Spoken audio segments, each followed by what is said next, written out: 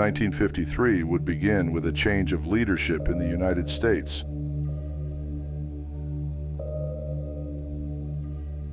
And a power struggle in the Soviet Union.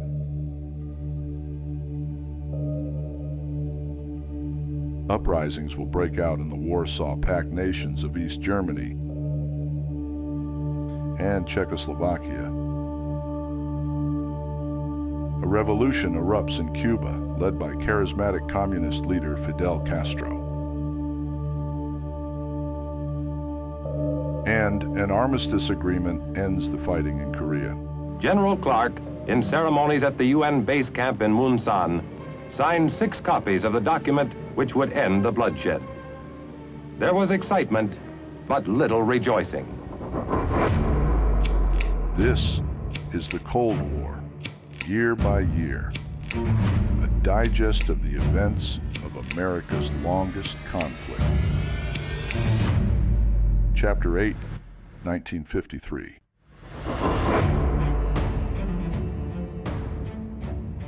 On January 20th, World War II hero Dwight D. Eisenhower, the former Supreme Allied Commander and the leader of the historic Normandy invasion, was inaugurated as the 34th President of the United States, succeeding Harry Truman. Eisenhower's presidency would mark a shift in leadership style and foreign policy approach, and would emphasize a policy of nuclear deterrence to defend the vital interests of the U.S. and counter Soviet expansionism. Science seems ready to confer upon us, as its final gift, the power to erase human life from this planet. At such a time in history, we who are free must proclaim anew our faith. This faith is the abiding creed of our fathers. It is our faith in the deathless dignity of man, governed by eternal moral and natural laws. The peace we seek, then, is nothing less than the practice and the fulfillment of our whole faith among ourselves and in our dealings with others. It signifies more than the stilling of guns, easing the sorrow of war. More than escape from death, it is a way of life. More than a haven for the weary, it is a hope for the brave. This is the hope that beckons us onward in this century of trial. This is the work that awaits us all, to be done with bravery, with charity, and with prayer to Almighty God. My citizens, I thank you.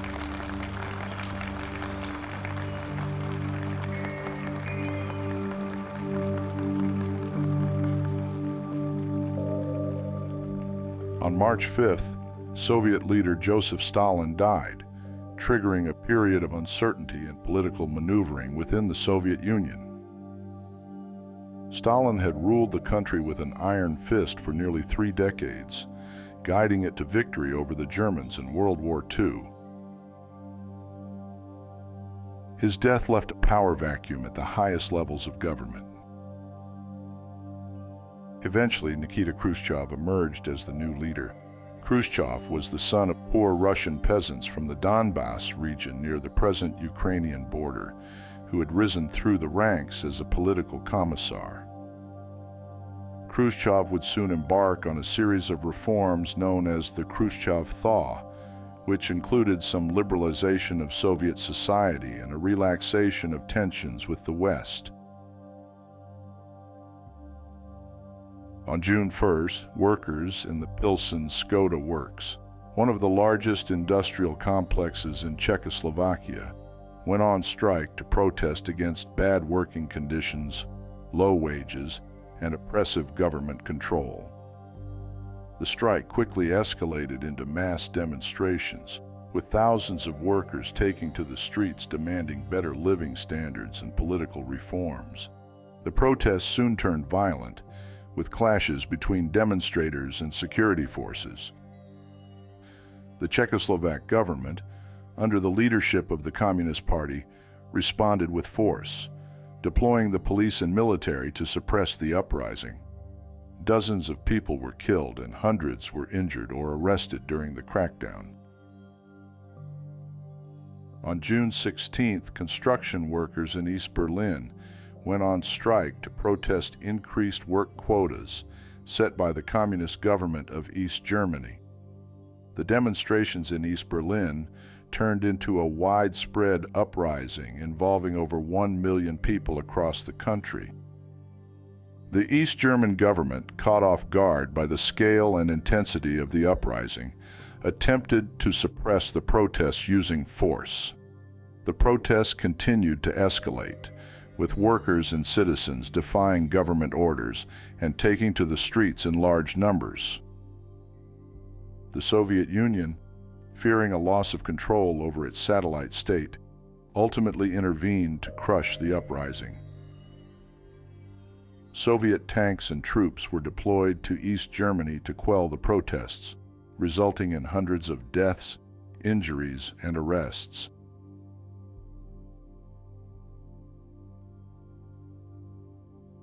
In Cuba on July 26th, Communist revolutionary leader Fidel Castro organized an armed attack on the Cuban military's Moncada barracks, an event that is considered to be the beginning of the Cuban Revolution. While the attack failed, it marked the beginning of the end for the regime of Cuban dictator Fulgencio Batista. The surviving revolutionaries were arrested and put on trial. Castro, a lawyer, assumed his own defense. He was found guilty and received a 15-year sentence. On July 27th, an armistice agreement ended fighting in the Korean War after President Eisenhower threatened the use of nuclear weapons. General Mark W. Clark signed the agreement in Munsan, South Korea, bringing about a complete cessation of hostilities. We have stopped the shooting.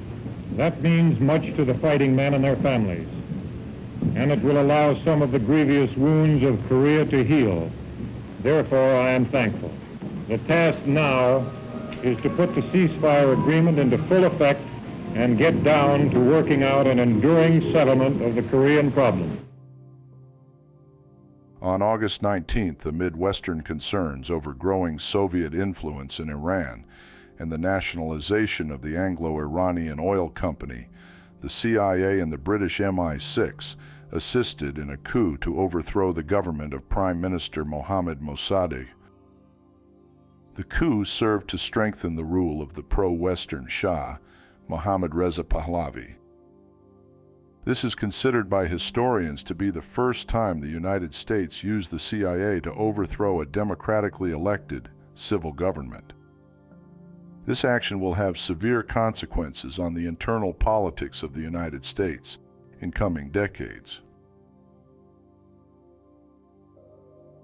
On September 23rd, the United States and Spain signed the Pact of Madrid. This pact took the form of 3 separate executive agreements that pledged the United States to furnish economic and military aid to Spain. The United States, in turn, was to be permitted to construct and to utilize air and naval bases on Spanish territory. The pact was seen as an effort to bring Spain and its leader Francisco Franco back into the good graces of the West, following its support of the Axis powers in World War II. After several health issues, including a debilitating stroke, UK Prime Minister Winston Churchill met President Eisenhower and French Premier Joseph Lanyel at the Bermuda Conference in December 1953. Churchill called for greater Anglo-American solidarity, but he was opposed to Eisenhower's professed willingness to use atomic weapons should the Communists once again launch an attack in Korea.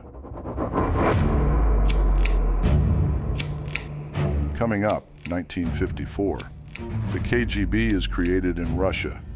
The McCarthy hearings are broadcast on American television. And in Vietnam, the Viet Minh defeat the French at Dien Bien Phu. All this and more, next time on The Cold War, Year by Year.